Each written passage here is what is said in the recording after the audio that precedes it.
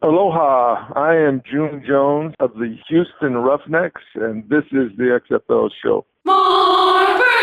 This is the future. This is not the past. The new XFL will kick off in 2020. If you smell what the XFL is cooking. It's still football, but it's professional football reimagined. This is our moment, our story to tell. This is history begun. This is the XFL! Welcome, football fans. This is the week of January 19th, 2020. This is the last week of training camp, and this is the XFL show. I'm Alan. I'm Jake. I'm Vince. And I'm Bryant. And this week, we travel down to Houston to get a feel for each team. And, we're getting that feeling. It's episode 105, Camp XFL show. And Bryant and I are camped out here in Houston. I'm in front of you, Bryant. It's weird doing the show in your presence, but it is a pleasure nonetheless because it means big things are happening. It really is. I'm a little confused here, Alan, because I haven't learned how to make a fire quite yet. I thought that's what not that that's kind what I was of going to camp. know. That's not what's happening down here. It's been a lot of fun here. We've been touring. We've made 3 team practices so far. We're going to try to hit every single one of them. We're staying with one of them as well, so it's a lot of fun here down in Houston. Yes, lots of fun with only 3 weeks until kickoff, and we have a lot of interaction going on social media, and it's really cool to see. We're getting a lot of love, a lot of hype out there, and people are tweeting out all this excitement at XFL show to us, and I'm feeling it. I'm feeling it when I go to Twitter that we are that close, Jake. I could feel when I go to social media, which is not even a real-life place. It's virtual, but I could feel the real-life excitement for kickoff in 3 weeks. Yeah, you should be feeling it, as all of us are. We are closer than ever. Brian, the question quickly I want to ask you, how are you guys being treated as the outsider? You know, is there any hazing going on? Are people freezing your underwear or anything? No, nothing like that, Jake. It's actually the league has been quite, I would say, welcoming to us here. It's been a lot of fun. Everyone's been super helpful. We've made a lot of friends with all the teams, so it's been a great time here in Houston. That's right. Good strategy. Stay on their good sides. I mean, what are you saying there for? I'd say we, because we're with the league. We're an official podcast. Vince, you need to remind these guys, we are an official XFL podcast. Yeah, we are. You can even check out XFL.com, and there's a link to the podcast on that website. So you can access the show. You can see what's going on, in addition to following it and subscribing on all other sorts of social media and podcast applications. Yes, any podcast application of your choosing, and we are there. And of course, you could even call in. We have the phone number 724-565-4XFL if you'd like to get in on the XFL fan line. Leave us a message, get it on the show. You're welcome to. I mean, so many fun websites to go on to as well, but we don't have the time, Vince. I don't know if you've been checking out xfl.com/rules. Are you still good on your favorite website, or what about footballadvisorynetwork.com? 2 great websites. Well, xfl.com/rules is still my homepage. It's probably going to be, at least for the next couple months, until I could recite all those rules by heart.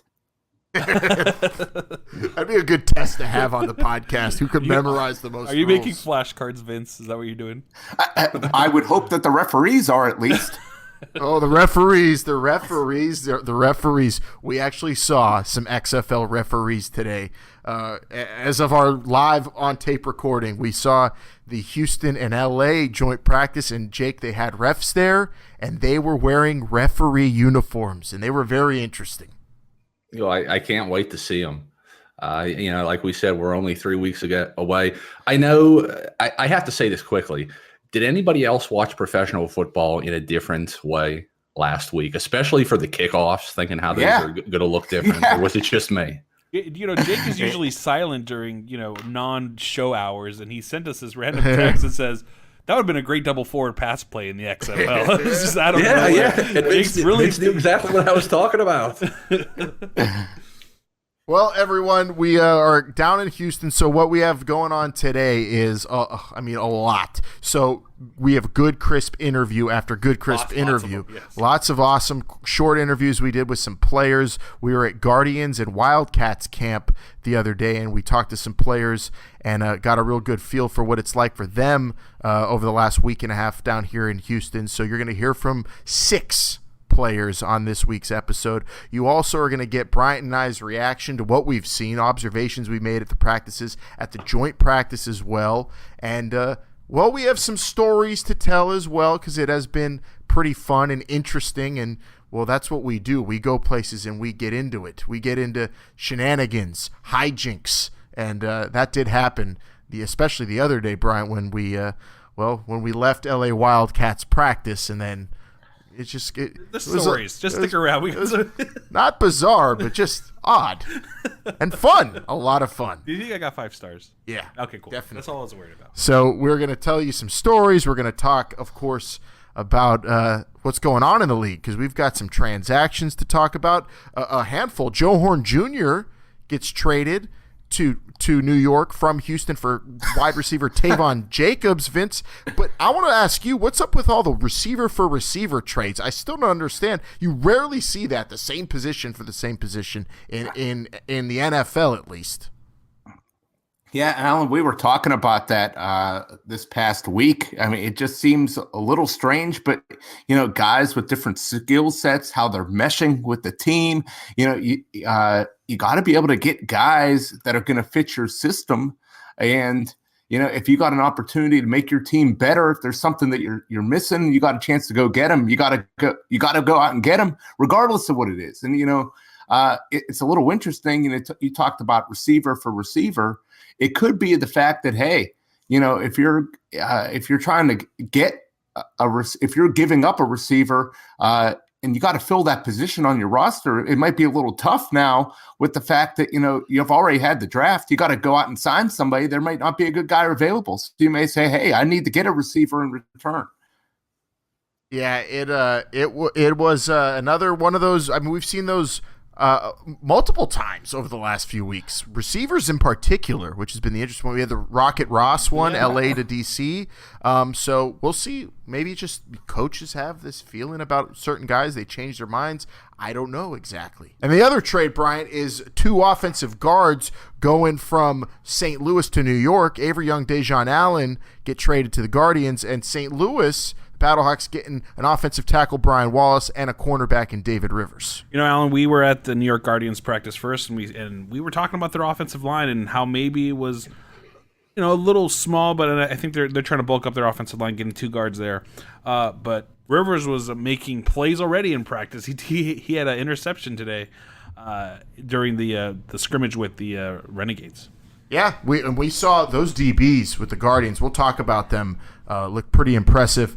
And another move here, the Dragons released Chase Lighton, the quarterback, leaving them with 3 now. Brandon Silvers, B.J. Daniels, and Joe Callahan. Vince, it's a battle up there for the starting job. I think we all are going to bet on Brandon Silvers, but one guy goes away. It's down to 3.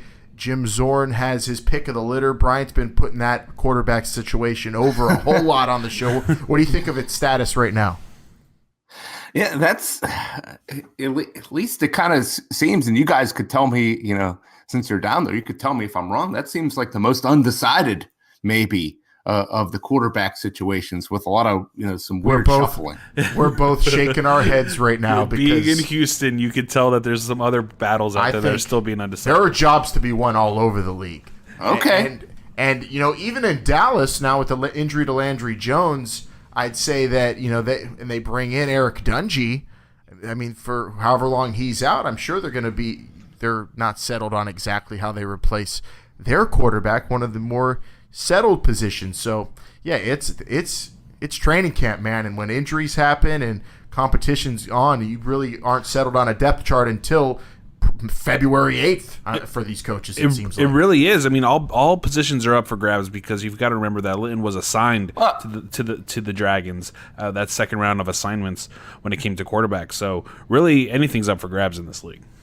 I guess the only point I wanted to make was that, yeah, sure, you're having this draft, and you don't you know, only a lot of it's, you know, based off of film and then some of the showcases. But, you know, quarterback, you know, these are supposed to be the tier 1 guys. These are supposed to be the guys that are supposed to lead the franchises. And you think that those would be some surefire players. But what we're seeing is that, in what you're telling me, is that that's not the case across the league.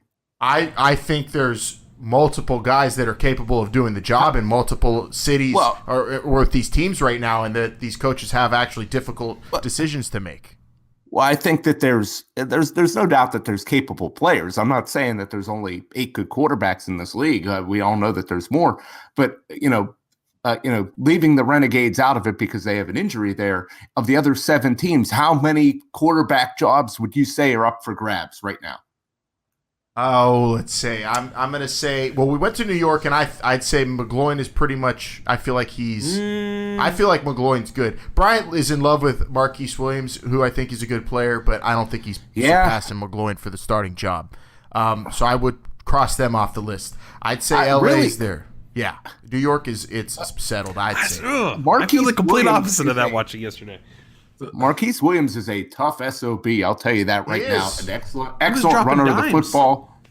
All right, he's still got touch. I like what Brian's saying here. I'm excited to see. I would love to see Marquise Williams start for the Guardians. Well, the best part of it is if we weren't here, we wouldn't even know this was happening. So also, McGloin's face is all over the subways of New York City, so I like him to start.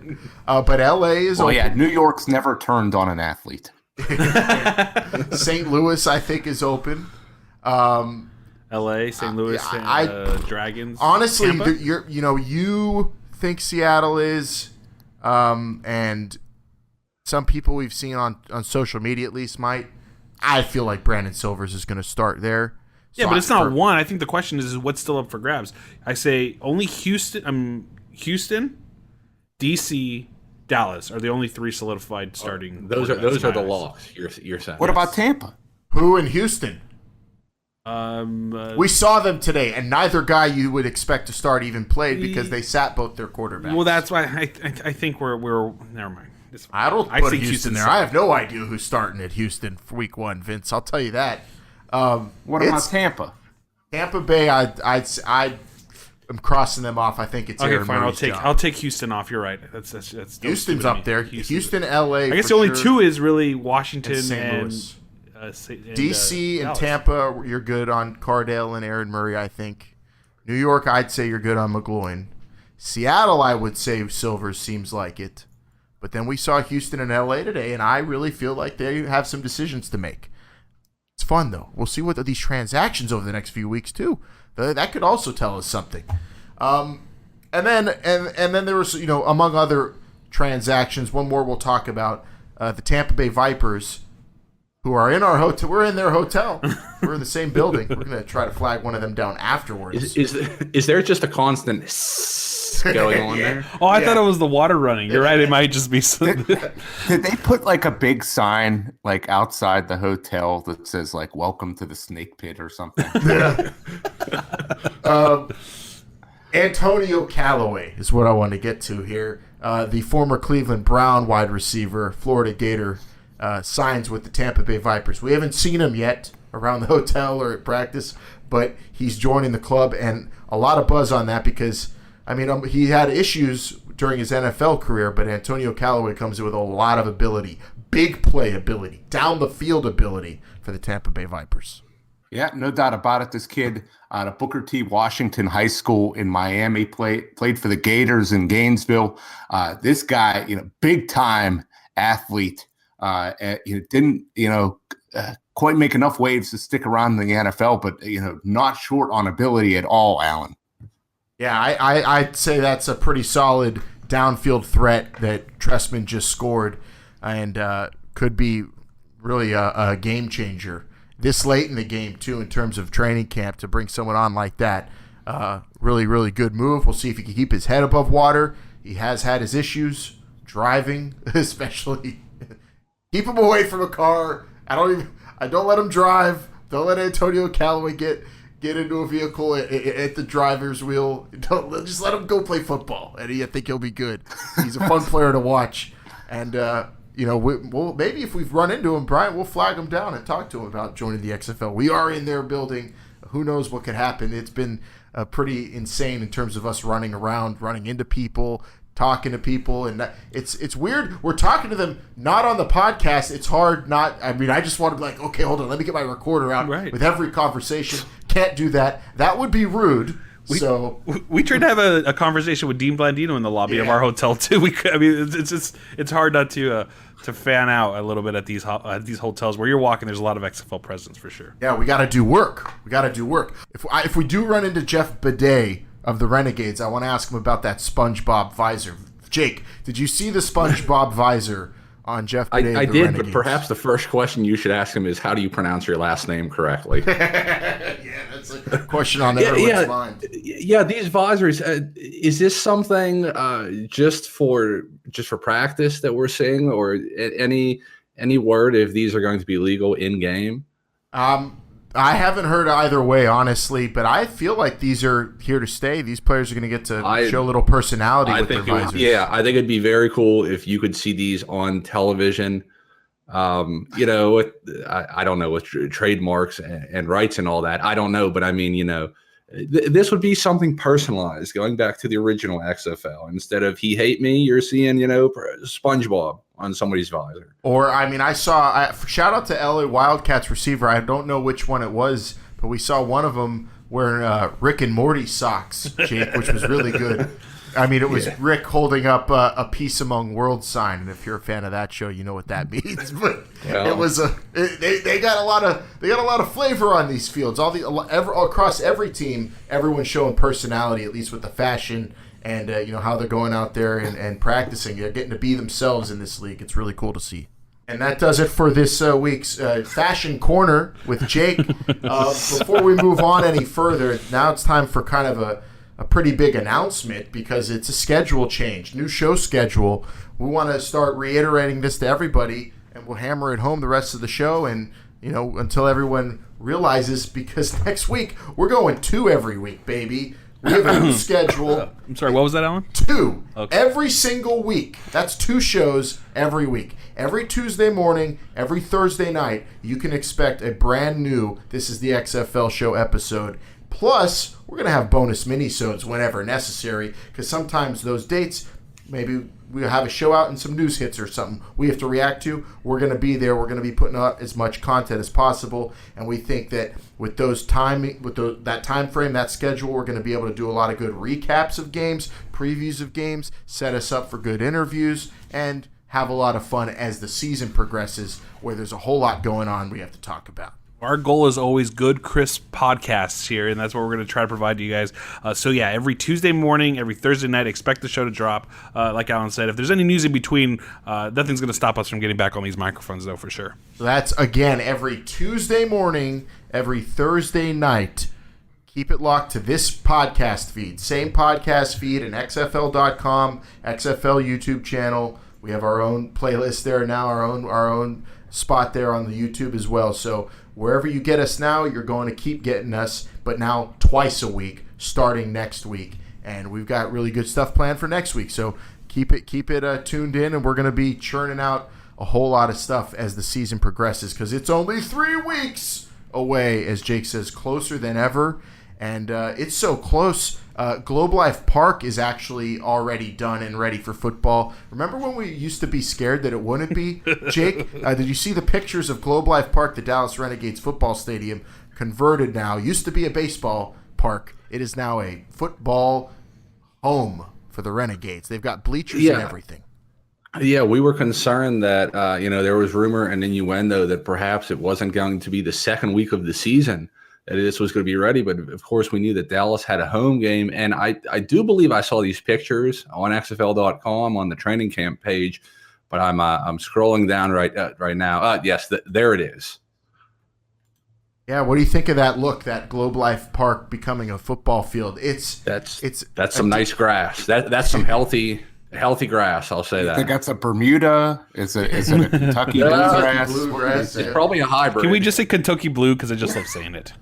I just like that it's a perfectly good park not going to waste. Just because the Rangers leave there doesn't mean it can't be used. And the XFL's coming in there, and just like we saw today with the Roughnecks converting Houston Cougars' domicile, their stadium, into their own place, making a house a home. It's what it's all about. What better than to take what the Texas Rangers used to use and use it for yourself to raise some hell, right, Vince?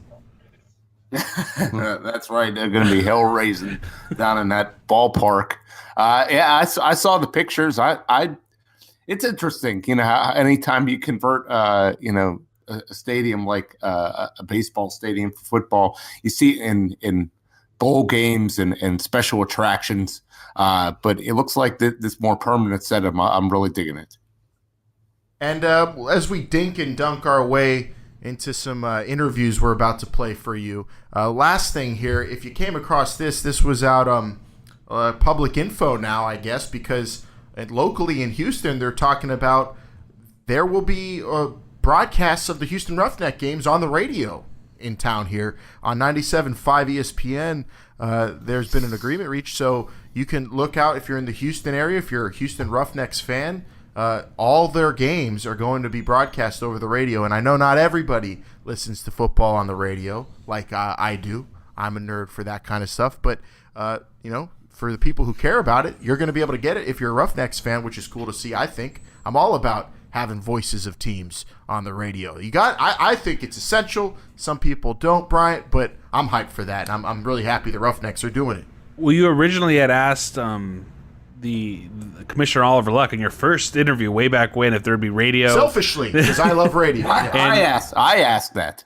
Okay, but Vince asked that. Well, then, Vince, how do you feel about having a radio station here in Houston playing the Roughnecks game? I guess it's essential. I've never been a big fan of football on the radio. I'm more of a baseball on the radio kind of guy. Well, you're from a town that doesn't have any. So that's probably why you're not too familiar with it. But if you have if football is a deep tradition in your town, and you have a voice to go along with that, it kind of like the narrator of the story that's being told each and every week, each chapter of the season. I think it really brings it all together. There's nothing better than seeing highlights of a game with your guy calling the highlights dubbed over it. Am I right, Alan? I mean, it's beautiful. Those highlights and at the end of the season, you put it together with the yearbook, and you've got a consistent voice over every single moment of the season. It's very special, and it touches you deep in your heart if you're a fan of that team. So there you go, and we'll hopefully be hearing that going on for some of the other teams in their markets. But right now, Houston, expect them to get the radio love all season long in Houston. That's really cool to see, and I'm super pumped for it. And I'm super pumped for you guys to hear these interviews, because Bryant and I have been romping all over Houston, meeting and rubbing elbows with all these players and coaches. And oh man, did we hang out with some coaches? I'll tell you about that. But let's do players first, Jake. We've got 6 of them. Is 6 enough for you this week, Jake? I know you expected a lot from us, and we're hoping we delivered. We went to 2 practices before we recorded the show this week. New York and LA. We were able to nab 3 players from each team. Is that good enough? Well, yeah. I mean, 6 is a number. I want a little context. Are these on the field? Did you grab these guys whenever they weren't running drills, or after practice? Okay. Yeah, I think that's polite. Well, in fairness, I did try to run a route with one of the receivers, but he beat me by 2 steps. He was gone, so I really couldn't keep up with him. Yeah, that was not pretty. But you know what it was? My 20-yard throw when a ball flew to the sidelines to me, and I got it back into the ball spotter. The numbers are not 20 yards in from the sideline, Alan. I mean, I was pretty good. That was a great throw. I mean, that was just an estimation, I think. Jake, the ball spotter is trying to get. He lost the ball. He's trying to get it spotted. You got the play clock going. It's madness. They're running real life drills, and the ball falls over to old Allen, and he's got to get the ball into the ball spotter. It was a relay for the ages. I will say, because of Allen's throw, that ball was spotted within the 7 seconds estimated. Yes. Yep. Within the estimated 7 that's all that really counts, I guess. Yes. I'm really interested in this interview you did with Demetrious Cox, a former Jeanette Jayhawk, Jake. See if he mentioned anything about Mr. D'Annunzio.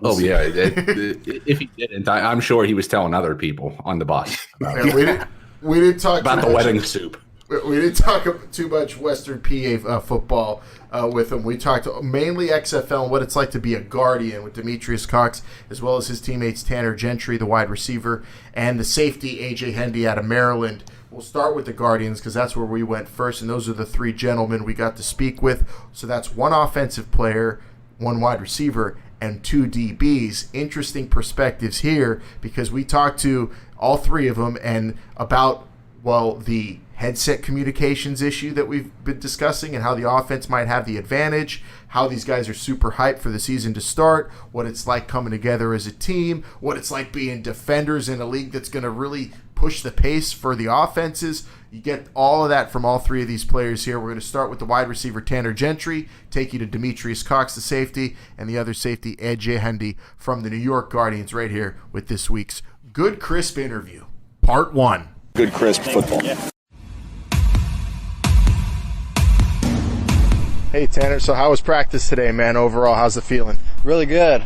We had a scrimmage the other day and learned some things. Had a good day off, recover, and got back out here and made some plays. And good to get back to work. You guys have been in Houston a while now. It's kind of winding down. You're going to start going full speed with other teams a little bit before kickoff in a few weeks. Are you excited for that?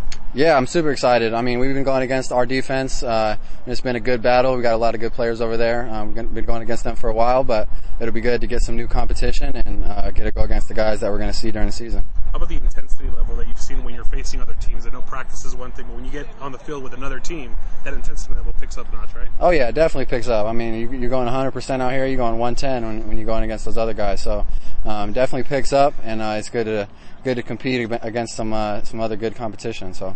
How's it been with the rule changes, the speed of the game, running out there on offense, especially trying to get on that line, the 25-second play clock? Yeah, it's been definitely an adjustment, but I think that with having the earpieces in the helmet and being able to communicate plays that way, especially at the wideout position, allows us to just kind of stay out there and get the play and get lined up quick and be ready to go. So I like it. Do you think the earpiece is going to be a huge advantage for the offense, but in particular, even wide receivers? Yeah, I mean, I guess advantage, especially because the play clock is less. So us being able to hear the call and being able to go line up right away and being able to see the coverages and stuff like that is definitely going to help. You don't mind having your coach in your ear the whole entire game? Yeah, it's been interesting. You hear a lot more than just a play, I'll tell you that. But, no, it's definitely been good. It's been fun. It's something new, so it's cool. Awesome. And what about getting to know all your teammates? You guys are kind of coming together down here in Houston. You're going to bring it back up to New York.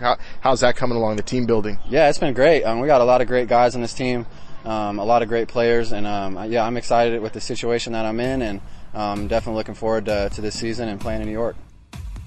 All right, Demetrious, how was practice today, man? These regular practices in Houston are kind of winding down. You guys are about to go home pretty soon. You got the full speed scrimmages coming up. How's things so far? Things have been pretty well. We just getting better every day, trying to keep guys healthy. The season's coming up fast, so we're just trying to just polish up as much as we can. And then you guys also are, adjusting to these rules. We just talked to Tanner Gentry, who's on offense. He gets the coaches in his ear the entire time. On defense, how is it with the speed of the game and the communication factor? We haven't gotten a real simulation yet of how it's going to be in the game, but so far it hasn't been too challenging adjusting. You just got to just be aware of certain things. It's one foot down and instead of two, things like that, and all the special teams rules and stuff like that. But I think the biggest part is going to be substitution, in that fast clock. But other than that, it hasn't been too much of a swing. Alan mentions the practices are starting to wind down. How excited are you for kickoff? We're about 3 weeks away. It's coming, man. It's going to get real. MetLife Stadium. Yeah. It's always, no matter what league you playing in, man, it's just always that bubbly feeling when you ready. You counting down the days now and trying to just make sure that you're just as ready as you can be. And you're also, learning about all these other teams. You guys have had some joint practices already, developing that, and you guys got the full speed coming up next week. Tell us about just the competition level you've experienced so far, the little bit you have. It's getting it gets chippy. Yeah. Everybody trying to prove, everybody got something to prove. Everybody got their own story. So, it's fun to come out and see guys that you've seen on other NFL teams, other college, from college, things like that. And, that's keeping it real fun for real. And it's going to get real because I feel like this league, like you said, everybody has their story. There's a lot of chips in this league. A lot of guys wanted to prove stuff. So it's got to be extra special to be out there with that competitive juice is flowing. Absolutely. Being out here in Houston, I think part of the league's goal was to get the teams, kind of working together and as one unit. How's that been out here in Houston, getting to know your teammates and everything? It's crazy, actually. Our coach was talking about something. You should know this by now. And then one of our players was like, "Coach, we just met each other like like a month ago." Seriously though, it seems like we've known each other for years. And some guys, we've known beforehand, before the league and everything. But just seeing how football, man, just bringing guys together. It feels like they my brothers already, man. Yeah. You guys are like learning. You got to rely on each other already. You're down here in a strange place. Yeah, maybe for a lot of guys. Yeah, sharing Ubers together and all that stuff, man. Yeah, you got to. Man. Well, good luck with the season, and thanks a lot for your time, man. I appreciate it. All right, AJ, man, you guys wind down practice. How you feeling today? Man, I feel good. Just excited to, put another day of work in and progress to the goal, of getting back to New Jersey and seeing Tampa. How does it feel to actually be on the football field with other teammates and with your other teammates, and as well as the other teams? You're going to be playing them in more fast-paced simulated games that are coming soon. Mm-hmm. It's always excited. It's always exciting to have the opportunity to go compete, especially when it's against guys other than ourselves. So it always ramps up the intensity and the sense of urgency. And everybody has something to prove in this league for sure. Everybody's going out there in those simulated games. I'm sure they're going to get a little physical probably next week. You're looking forward to that? Of course. I'm a defensive guy. You want to mix it up.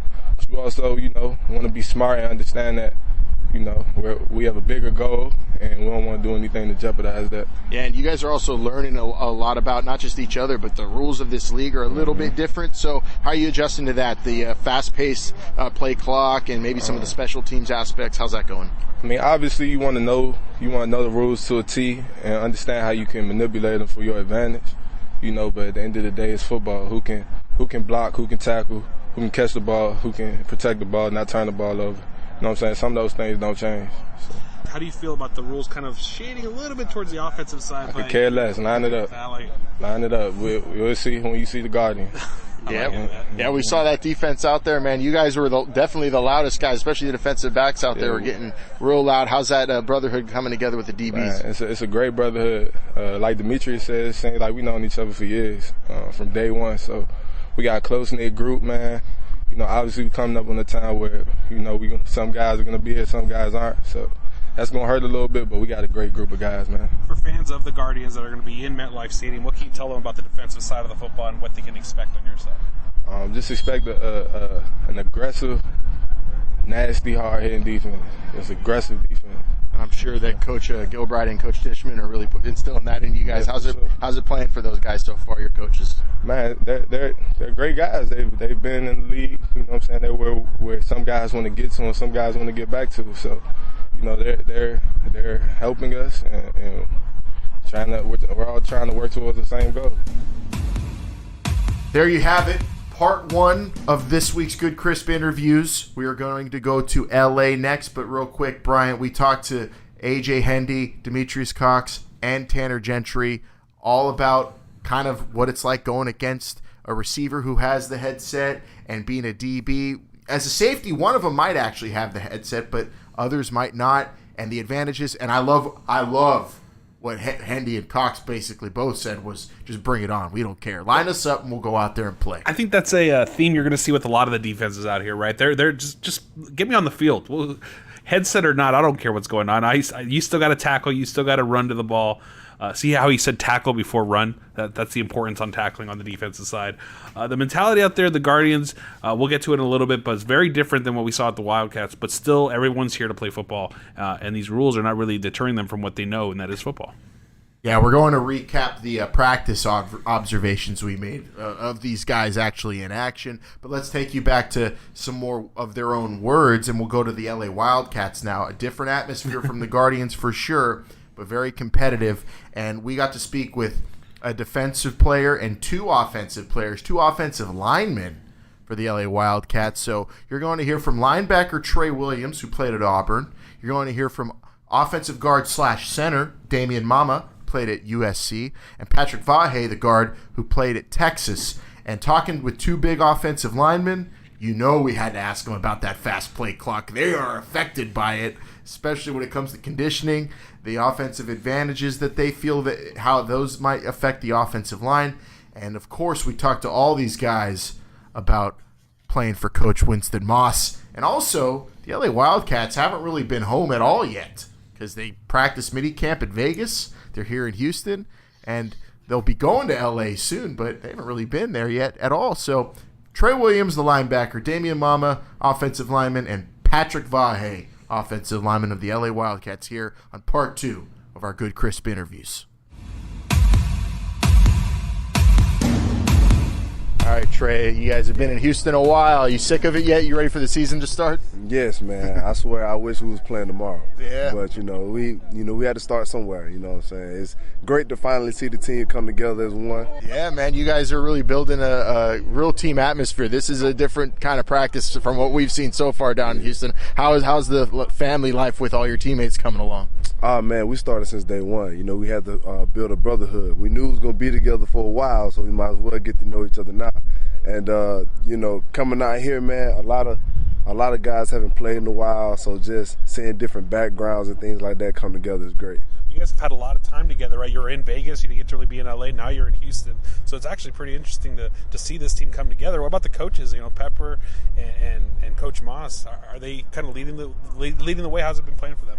Yeah, they have to. You know what I'm saying? Like I said, a lot of people came from different backgrounds, different schemes, and different conferences and things like that. So they had to figure out a plan to kind of build something that everybody was familiar with, and that's football. So as long as you come in and teach basic football, it was easy for us to come together and just have fun with it. Yeah, they're all bonding over the game because you guys have been like nomads. You've been in Vegas, you've been here. You haven't even been home in L.A. yet. Hey, trust me, when they announced we was in Vegas, man, that was just a great start by itself. That's right. What about the rules? A lot of the rules have been seen to be kind of for the offensive side, right? How does the defense react to the speed and all the advantages that it seems like the offense is getting with the new rules? Man, it just boils down to being competitors, you know what I'm saying? Like, they might have the upper hand, but that's great on us because we like to be the underdog as a defense, you know what I'm saying? Everybody loves to watch it but hate to go against it. So that's just the type of mentality we're trying to play with. They can come out and draw up anything in the dirt. Pepper Johnson going to put us in a position to stop it. Yeah, it's going to be quick for the offense. They're going to be running out there, but you guys are looking quick. You're looking like you got the cardio ready. It's going to be a faster game. You ready for that? Oh yeah, we ready. That's they put the mics in the helmet today, and that went well. So for the defense. Yeah, for the defense, we finally got to hear Pep in the headset, so that was good. That'll help us get lined up quicker. So that'll kind of give us a little advantage to them going fast. Yeah, the substitutions are going to be interesting too on defense too. There's going to be a quick reaction there. Yeah, we're going to have to sprint on and sprint off for sure, but hopefully the refs give us a little time to do so. You guys are kicking it off in Houston, but then week 2 is going to be in LA. Tell us what the fans can expect from the defensive side of the football. Man, tenacity, just insane play. A lot of guys having fun. Love to play ball. You know what I'm saying? Just coming out here to dominate, but to also just enjoy it. Enjoy the process. We all love football. That's what we're here for. So that's what we're gonna come here to do. It's been intense here, man, but a lot of smiles at Wildcats practice. I've noticed you guys are having a lot of fun, and we look forward to watching you play for sure. Thanks so much. Appreciate you. Good luck, man. Appreciate it. Yes, sir. All right, Damien, man, we've had a few practices down here in Houston now. How you guys adjusting to it all? How's the family coming together? Family's coming together real well. I feel like there's a lot of big pieces ready to contribute on offense and on defense, especially special teams. Everybody's trying to make this team. So special teams is a big way to contribute and make this roster. And I feel like a lot of these guys are playing at a high level to make this team. So it's everybody's making each other better. Everybody's competing and everybody's having a lot of fun at the same time. Yeah, we can tell, man. It looks like an awesome atmosphere out here. How's this compared to other teams you've been on, man? It's a real, it's loose, but it's very competitive out here. Yeah, very much. So we're all in the same situation. You know, we're all kind of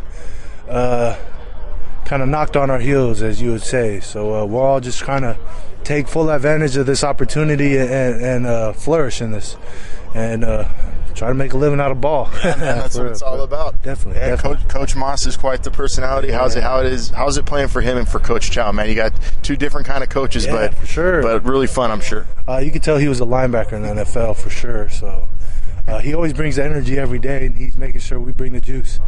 And that's something that we need, and it's continual. It's not just a once a day, twice a day thing. It's 24/7. That's how we live. He kind of wants to get us in that Wildcat mentality. That's his kind of mantra of how we work. You having nightmares about that megaphone right now? Oh man, it's like I can hear his voice even more now. So it's like, yes, coach, keep coaching everybody up. Yeah, he loves that megaphone. We gotta take that. How about the joint practices you guys have had? And you've had a little bit of taste of the competition so far. How's that? Yeah, so I've never actually done joint practices before, and never in my football career. So it was a lot of fun.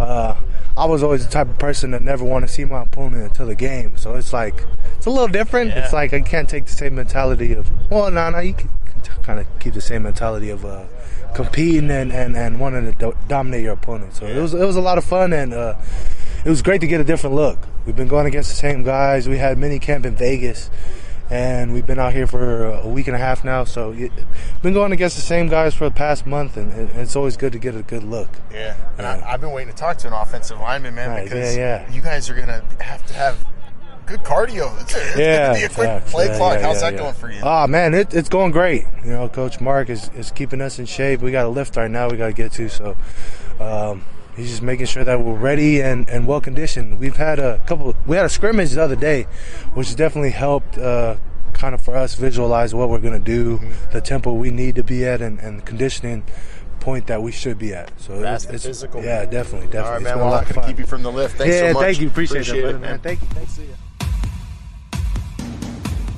All right, we've been out here a couple weeks now. Tell me how training camp's going. Training camp's going good, really. Every day we're making progress, taking a step forward. We're kind of like pushing ourselves, trying to come out here, make sure we have the right mentality, go play by play, and whenever we go against other teams, it makes us even better knowing that we're able to go against a valuable opponent. So I think training camp is going really well. With mini camps and training camps now, you've had some time to kind of start a brotherhood here. How's that been going with your teammates here now that you've had some familiarity with them? I think it's awesome. We got a whole bunch of characters on this team, all in a good way. Everybody's funny in their own ways. Just being able to talk to everybody on the team. They have their own type of style, so it's really cool to see like the type of personalities that you see on this team. So I think with all of that, we kind of linked up, kind of clicked together right away. So it was pretty cool. Yeah, Coach Moss, we talk a lot about him on the show. He's got personality. Mm-hmm. How's it been? Working with him? Oh, that's awesome. It's funny. He's a really funny coach.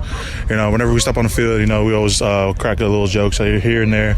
But whenever it gets down to business, you always got to listen to him. And so being able to be coached by Coach Moss, it's a really good experience. The rules seem to speed up the game a lot. Mm-hmm. People worry a little bit about the offensive lineman. Tell me how do you feel? Is conditioning a big part of it? The speed, 25 seconds goes by pretty quick. Yeah, it's very critical to be conditioned. Very critical. At the same time, communication is all the basic fundamentals. That's something that we try to harp on every single day that we are here. Just making sure that we get down to techniques, get down to tempo, and then making sure that we get down to communication as well. You guys are going to start your season in Houston, but week 2 is in LA. Mm-hmm. What can you tell fans about what to expect from the LA Wildcats? I think I'm just expecting a show, really. Can't wait to show everybody what all the hard work that we put in, this mini camp, this training camp. So I'm really excited to be able to play in LA, being able to see all my guys go out there and show everybody what they got. So I'm really excited. So they all have to deal with that megaphone from Coach Moss. And now, Vince, Jake, they actually gave us insight. There's a name for Coach Moss's megaphone. He's named it. Are you allowed to say it on the show? I think so. And you know what? If he gets mad about it, I guess Bryant's going to get punched. No, I in think the gut. Jake meant for like, was there like any, is it allowed to say it? Yeah, that's more. That's no.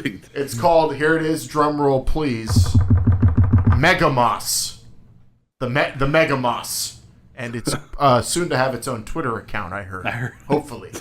So Coach Moss is on this megaphone barking at all of his players, and it was a seriously fun atmosphere to watch. Like, these guys were all really all smiling, having a great time practicing and competing, and they have the same mentality basically as their coach, is just they're going to go out there and just execute a game plan. They're not worrying about advantages, disadvantages, a faster paced game, or anything whatsoever. They totally blocked out all that noise in the LA camp. They really have. It's been a different atmosphere, like we said, with LA. They're having fun, but they're also getting down to business when they need to. Coach Moss has instilled this mentality that we're here to play football. I don't care about the rules. I don't care about what's going on with Stoops or with anyone. I want to play football, and I think Moss has instilled that into his players, and we're really going to see that on the gridiron this season. Well, I don't think he say I don't care what's going on with Bob Stoops. No, I really don't think he cares. Like, I don't think he cares about the outside noise, is what I'm trying to say. Like, he really doesn't care what's happening with any of the coaches, with any of the rules. Like, he knows that at the end of the day, it's football, and that's what we're going to play is football. Jake, did you not listen to what he said to his reaction last week? We don't care. The Wildcats are going to play the Wildcat way. He did in the coach's little montage on the rules. That's something that the Renegade should be saying. I think. Yeah, it's a different culture from team to team. We have noticed we've really gotten close to about 3 of them, and they all you could tell different personalities running these organizations, and it's cool to see. LA very different from them all for sure. Well, let's get into what's going on with the LA practice and with the New York practice in detail. What exactly we saw on the field. Maybe Bryant and I could give you a glimpse at what you might see come kickoff on February 8th from these teams, because we've seen them in action a little bit now and have gauged as fans and as observers of the game what maybe who stands out, what to watch. So let's dive into it in the first part of this week's Cover 2. In football, pain is a privilege. We're training, preparing for a 12-round heavyweight Donnybrook, no freaking gloves, fight for something that has value beyond cost. All right, first we'll take you to New York's practice that we went to. That was on Friday, and after that we went to LA's afternoon practice. And we said it earlier, LA was more of a, I'd say, friendly and joking atmosphere. There was a lot of jokes being made and screaming and a lot of hype, and people are allowed to speak their minds there. And at New York, you saw a little bit of that, but it was a lot of business with the Guardians. I think it was more intense at the Guardians practice on the field in terms of the tension, the competition, maybe players who were, we're getting close to cutting time. We got to be honest. Guys are out there trying to win jobs, stay on the team. And, LA was business between the whistles, but they were having a lot of fun. It was a little bit more loose, but we saw some plays made at both of these camps. A sick helmet catch. David Tyree-esque at the LA practice. I don't know if it was Katie Cannon or Nelson Spruce who made the catch. Nelson Spruce also made a great catch, which was on Twitter. And then New York, we saw some great defensive back play and one crazy cuckoo banana berries catch by Justice Liggins.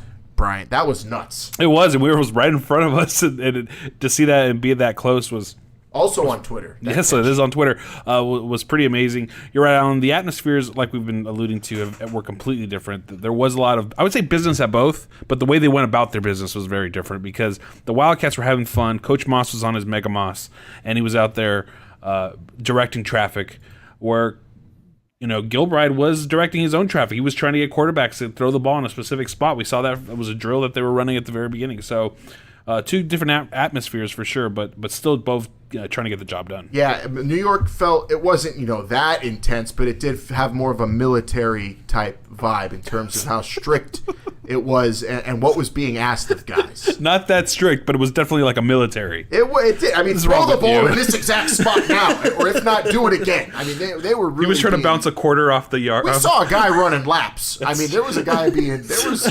punishments. It was legit. And then also other notes here, Vince. I have to tell you, the LA offensive line looked freaking massive without pads. And no shoulder pads on. No, I'm telling you, Vahe, Mama, Storm Norton. Whoa. These are large human beings on the LA offensive line, and I definitely think this is a team that's going to be able to have some kind of power running game just by looking at the guys up front.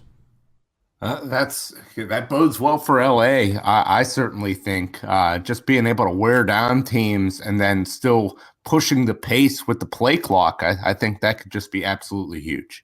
Yeah, I think they have the personnel for a power run game, but how you implement that in a league where this clock's going to be faster and asking you to throw a little bit more, we'll see how that works out. Well, I definitely think they're also going to. Well, they can, and especially a team that's going to feature the fullback. Like the Wildcats are. Yeah, we'll get into that in a moment. In New York, I'll say the best thing I took from the New York camp, from the practice we saw, were their defensive backs. Chris Dishman is the position coach, and we watched a lot of them working out, and they were definitely the loudest, most brash, and confident bunch of any position group for the Guardians, and rightfully so. They were making all the plays. I mean, they were so fast up. They were feigning blitzes at Matt McGloin, pulling back and picking them off. Well, that's why I was telling you that the quarterback battle in New York is still up for grabs, because the defensive backs are making this challenging for those quarterbacks up there. A very talented group. They got some hops. Well, I'll say this. I don't have an extremely high opinion of Matt McGloin, so I think that quarterback battle is pretty live there. But, I really like what you're saying about these Guardians DBs. And I think this is, the more I think about it with these rules as I review them each and every day, this is the most critical position on the field, I think, because, the other team having the headsets in the helmets for the receivers, the ability to go so fast and be able to get coverages displayed to the defense in and out that quickly is going to be extremely difficult with be able to spot the ball so quickly. And it's not like the receivers need to get plays coming in from the sideline of the quarterback. They'll just have them read right to them, right in their ear. So you could have a situation where these DBs are out on the field a long time, having to chase these receivers around, and it may just be, you don't have time to get a coverage in. It might be just you got to just be like, just play man coverage and stick all this over this guy.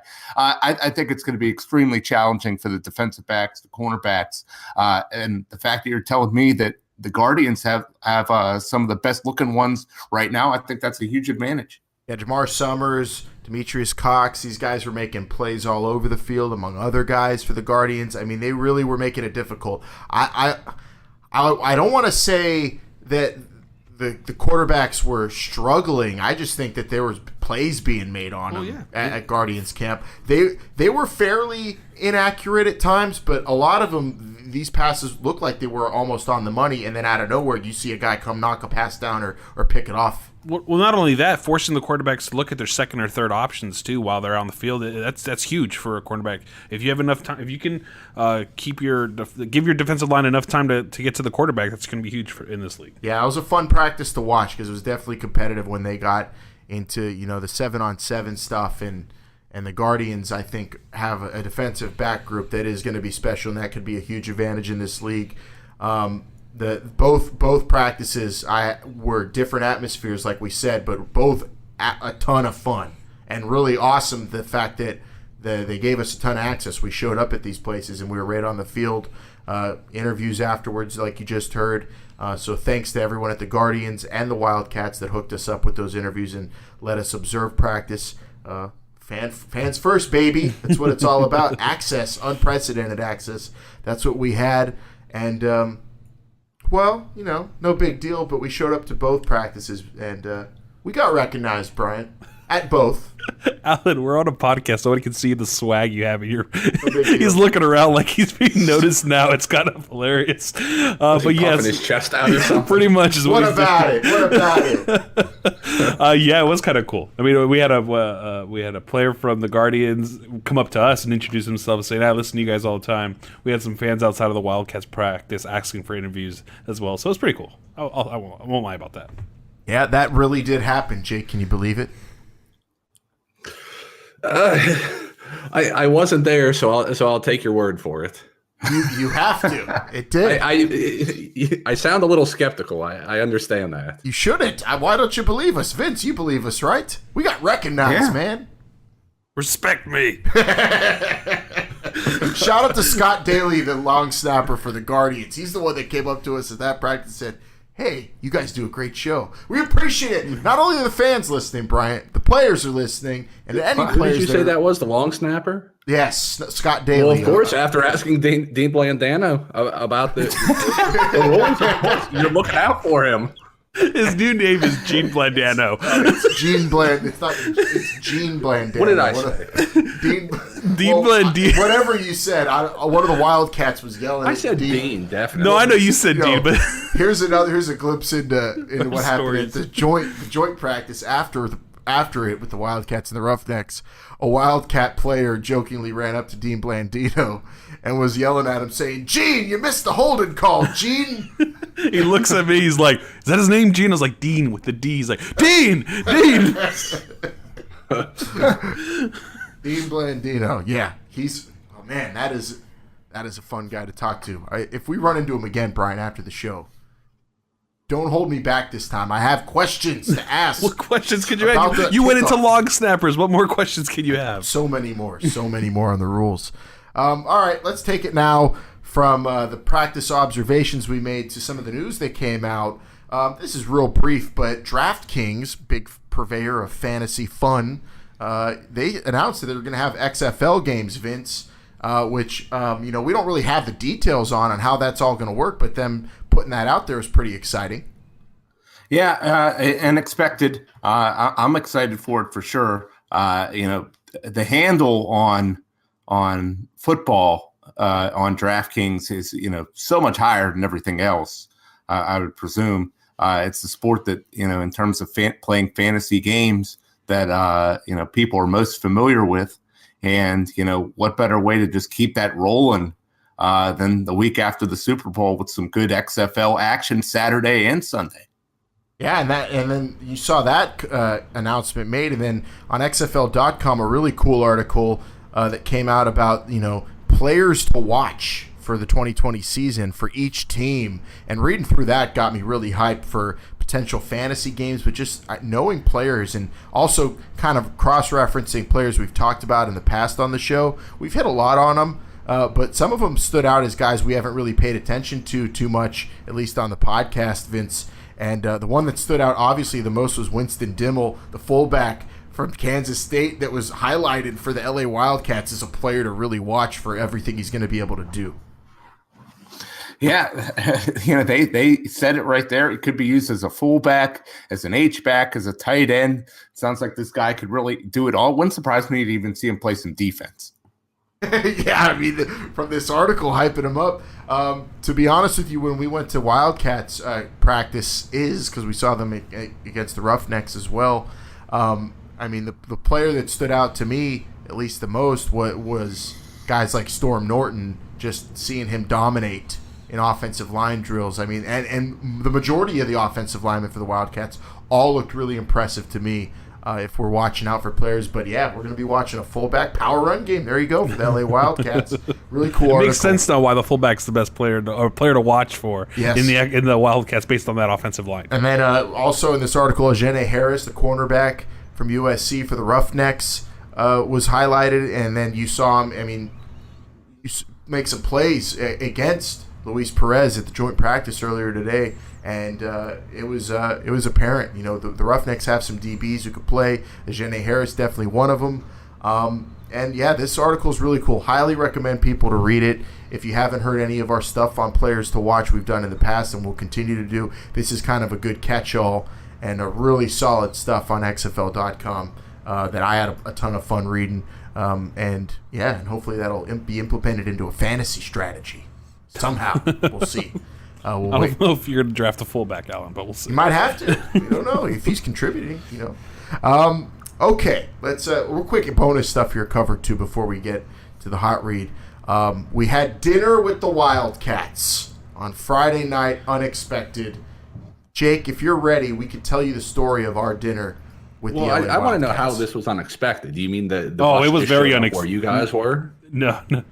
So a coach just showed up in our car is really what happened. So we're about to leave, Jake and Vince, and one of the trainers there, or staff members, comes up. He's like, "Are you guys going back to the hotel?" And we said, "Well, we're staying at a different hotel, but sure." And he's like, "You guys want to give Pepper Johnson a ride back to the hotel?"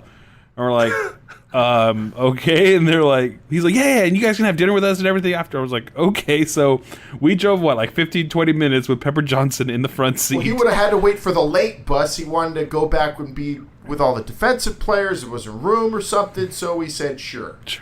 And we took him back. We had a great conversation. Gave us the most amazing tip. Now I'm super hyped because tomorrow we are going to enact on this plan. He told I don't know us about this. About some sort of stuffed turkey leg that we need to go check out. Place in town. I've never had a stuffed turkey leg.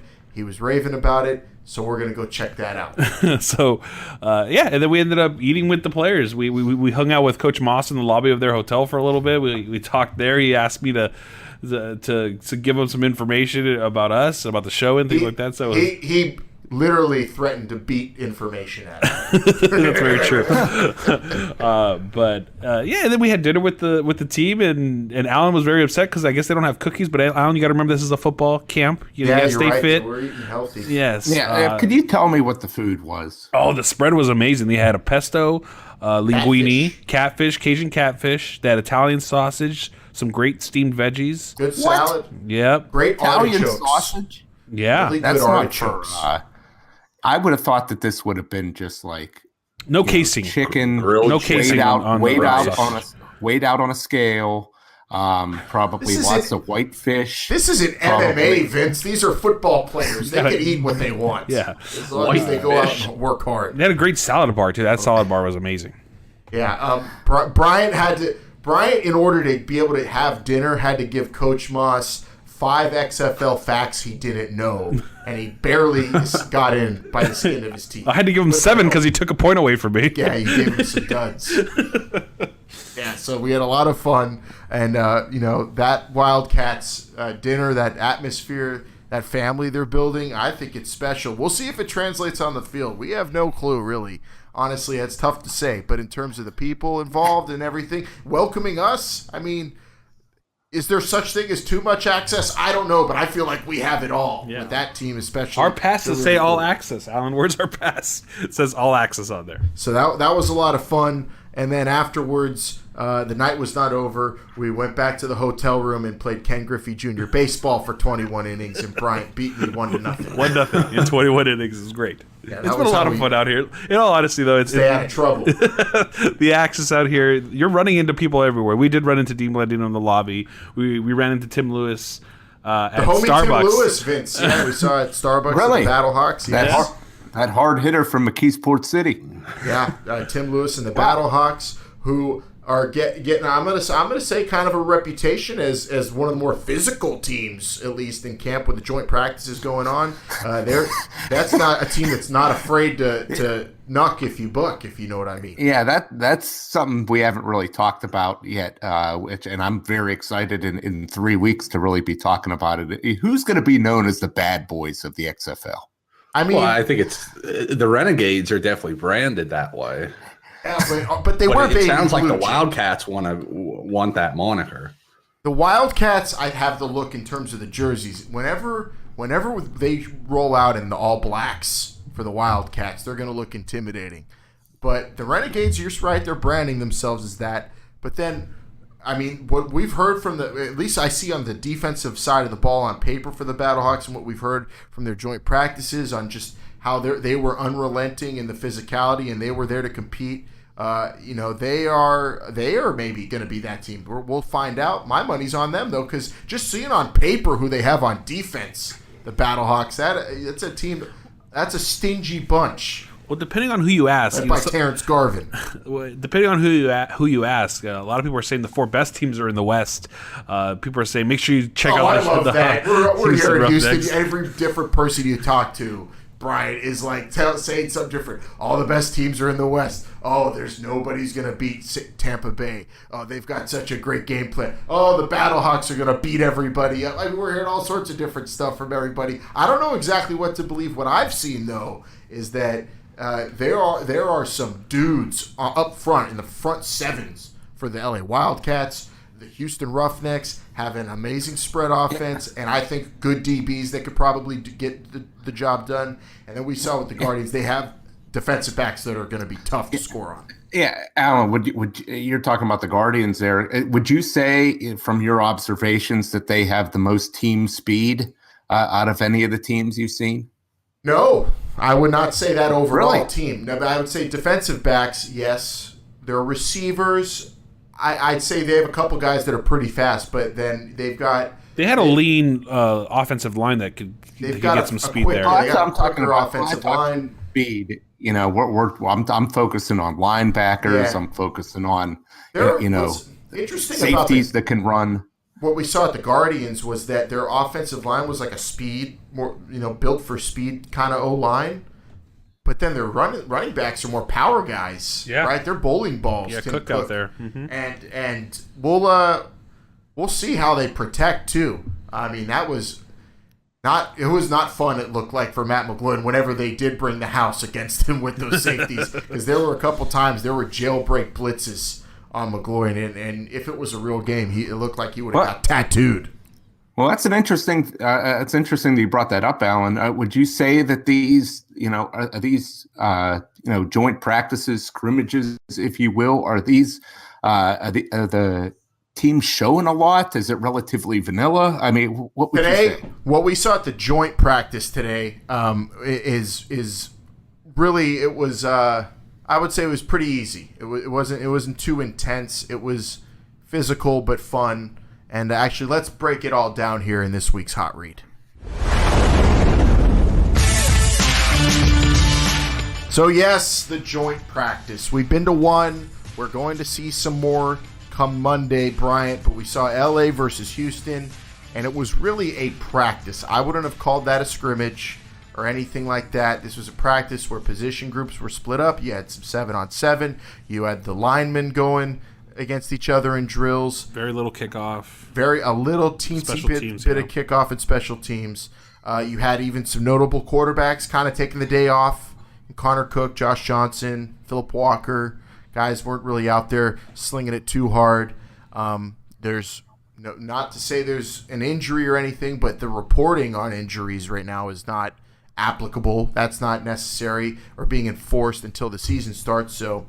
But those guys were seen on the sidelines, and they were, part of practice. They just weren't partaking in the drills, 7-on-7 in particular. But the lineman, Vince, it was straight up. If you want to call it vanilla, sure. It was just line up, and they were having a lot of one-on-one drills with offensive and defensive linemen going against each other, getting a little flavor, a little taste, a little snippet of what it's going to be like February 8th when it comes to, the contact.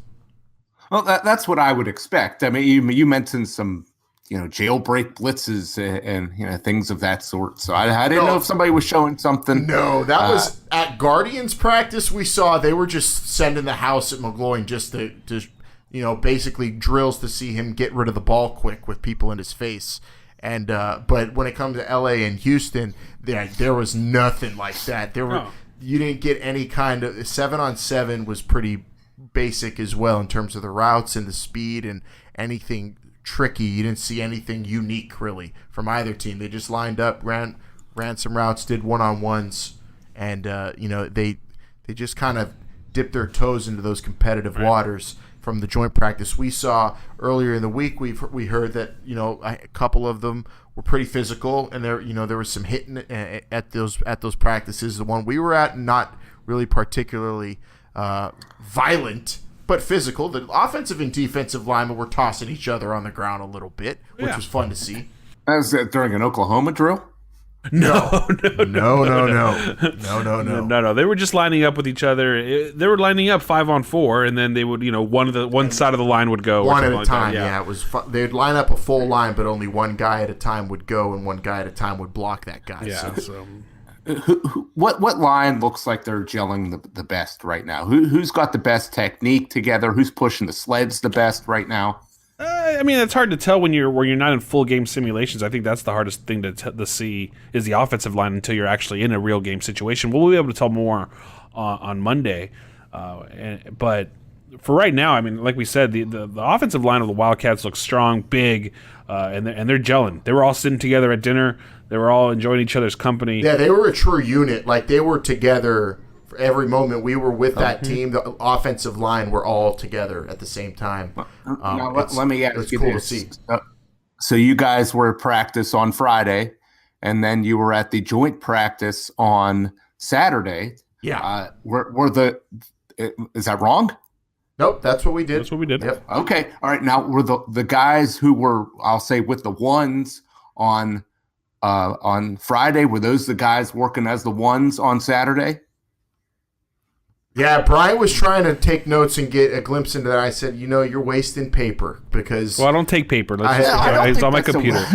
I don't think that's a waste at all. They were giving up any kind of info into what a depth chart was going to look like when it came to the joint practice. To me, this joint practice was like the fourth game of the preseason in the NFL. It was walkthroughs, very little work, maybe even the third game. I'll give you maybe the third game, too, because you have a few... Well, the third game's the dress rehearsal. That's true, so it was a fourth game. Yeah, the fourth game. Because I wouldn't call anything...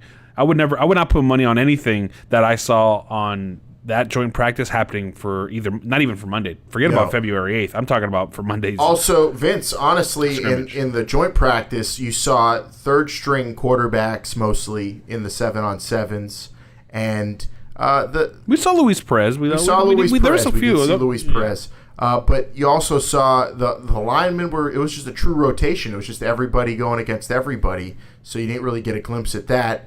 But at the practices we saw, I felt like the units were pretty much being kept together, and that was cool to see. Although I think it's just because they have guys to rotate. They were throwing everybody in with everybody on defense for the Guardians. Like, their defensive backs it was a true rotation, and they all were making plays again. They all look good. You're right, and you got to remember, with cut day less than a week away, you're going to want to look at those, fringe guys, and make sure that you know who to keep and who not to, and who to get rid of. So I can see why the coaches are wanting to have those players play a little bit more right now, and maybe even on Monday. Who knows? And besides a beautiful moment where a Houston Roughnecks player, Vince, proposed, so cool.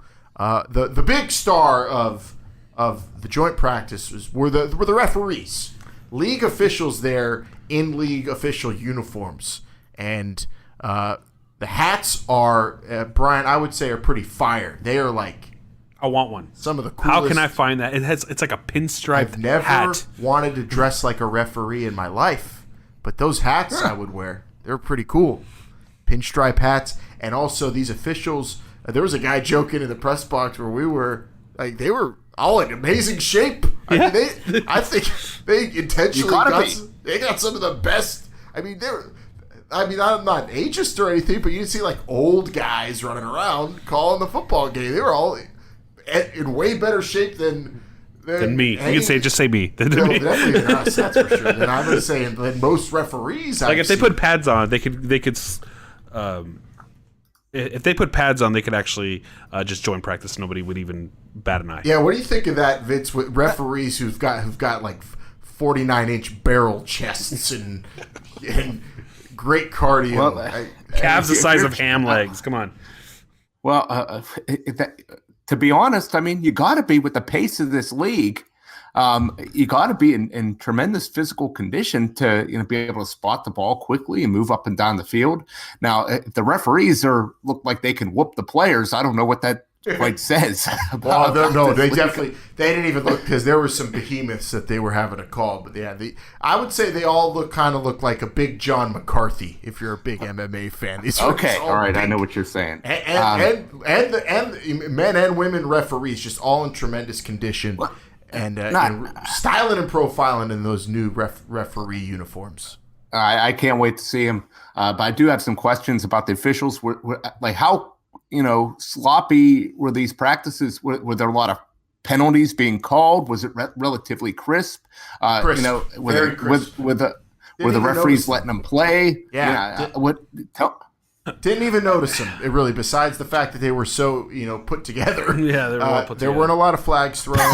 They were, if a guy held in the drills with the lineman, that a flag was called. They were being very astute during the kickoff, but I think everybody pulled it off, save for maybe one flag that was thrown during kickoff. No bad calls is what you're telling me. No, I mean, that's Vince. Just how I let Alan down last week on a certain topic, I'm gonna have to let you down a little bit. This was literally just kind of like a scrimmage with referees on the sidelines. Like, there wasn't a game, there wasn't a clock, there wasn't anything like that. It was just a walkthrough. I understand that. Okay, but now come back on Tuesday when we talk about what we're going to see on Monday, and I guarantee you all those questions will be answered at those scrimmages. Full scrimmages coming this Monday and Tuesday, and on Monday we will be observing 2 of them, and we'll be able to report on those scrimmages on our next episode. So that's going to come. That's Monday. Seattle and DC will be getting down in a full scrimmage.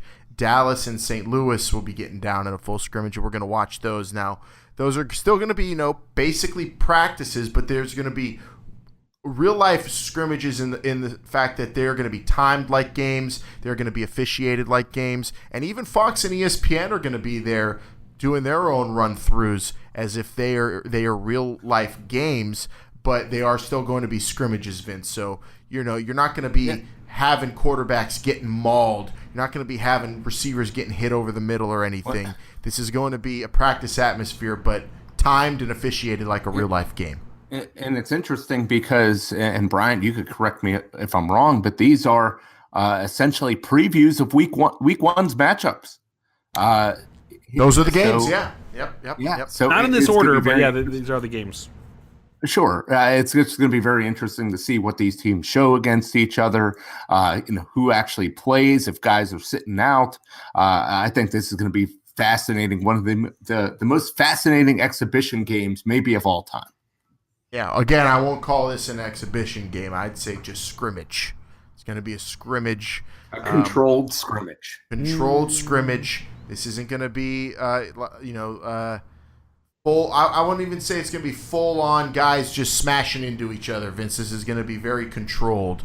But most important, I think, here, I think this is going to be falling on the referees and the television people that are going to be there doing these run-throughs on Monday and Tuesday, because this is these players have been out there competing for, 20-something days almost. For the TV and the official people, they're going to be out there doing their big test runs to get ready for February 8th and 9th. And I think that falls on them for Monday and Tuesday. But, yeah, full teams out there. We'll see what they show each other, because these are your opponent for week one in all these cases. LA and Houston on Tuesday, New York and Tampa on Tuesday as well. We won't be there for those, Bryant, but it is interesting Vince brings up that it's the week one opponents for these scrimmages. I'm not opposed to the idea. I know, Vince, you were kind of earlier on in this week kind of against this, or you didn't like it, but it's going to give the teams a little comfortability, and I understand why they'd want to do it.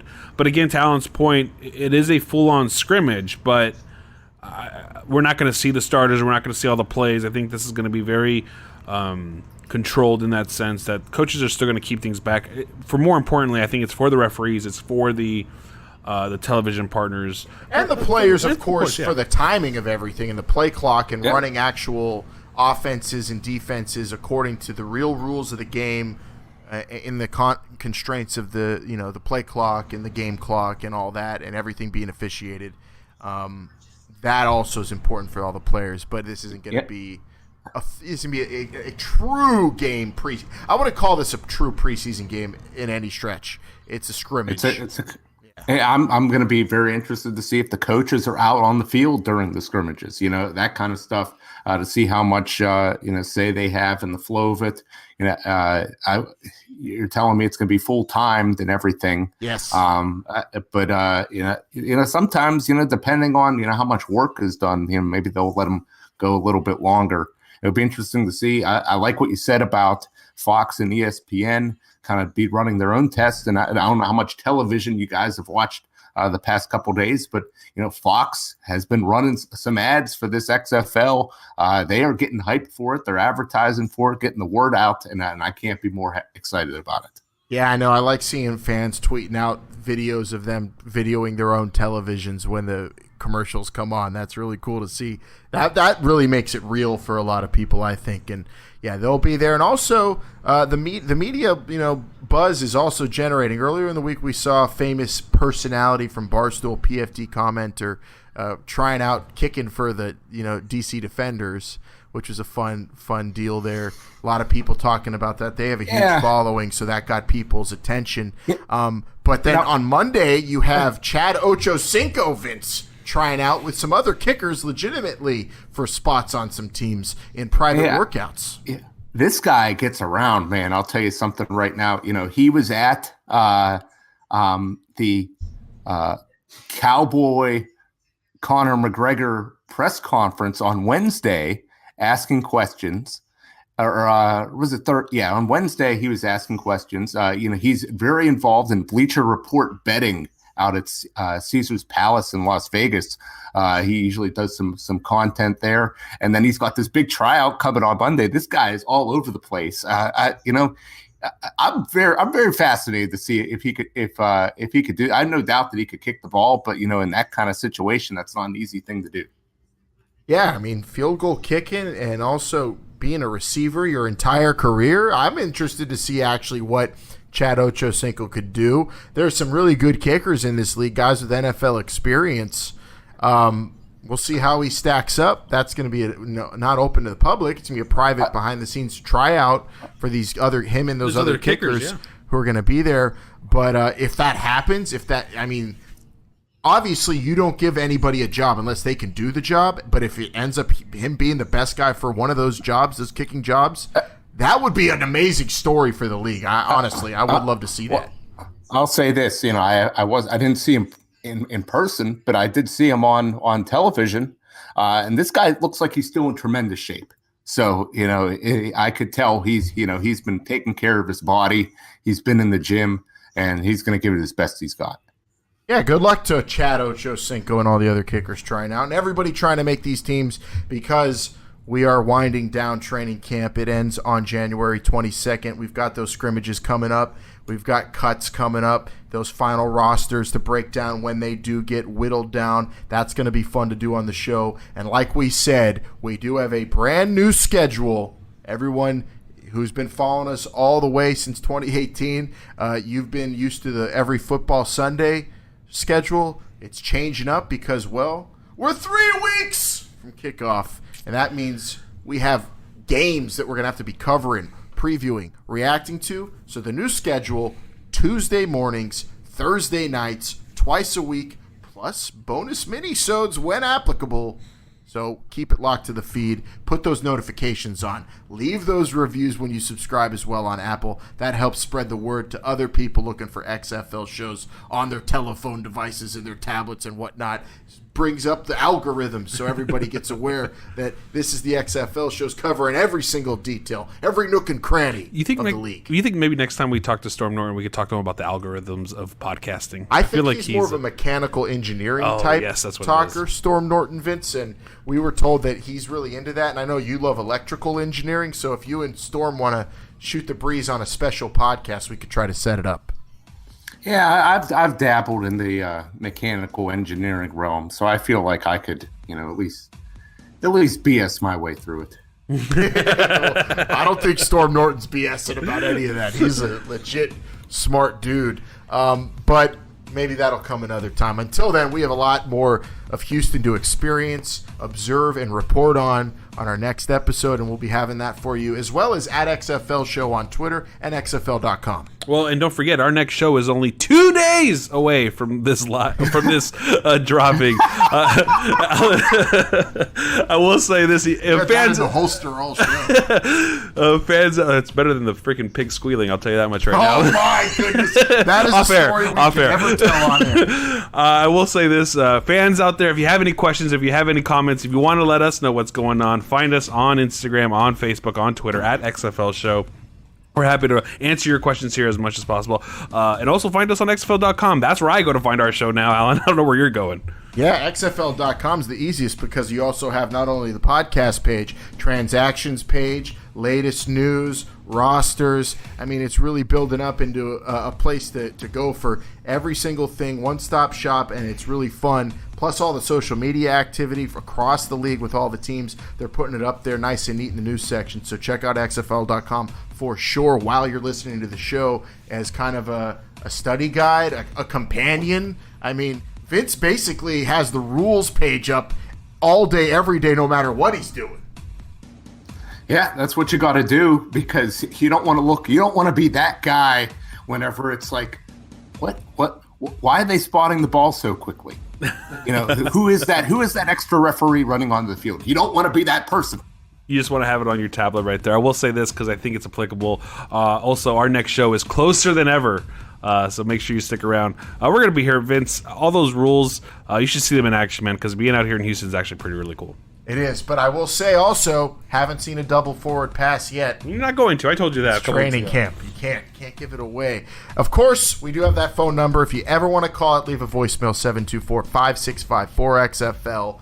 And yes, that is at XFL Show on social media. Hey, check out the Football Advisory Network as well. That's a really cool place to really dive deep into being a fan. That's footballadvisorynetwork.com.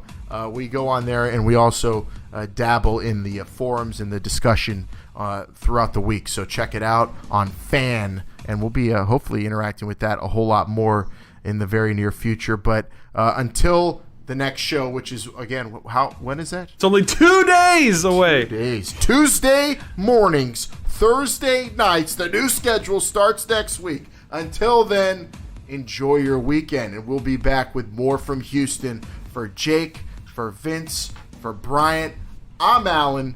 This is the XFL Show. Remember, they're listening.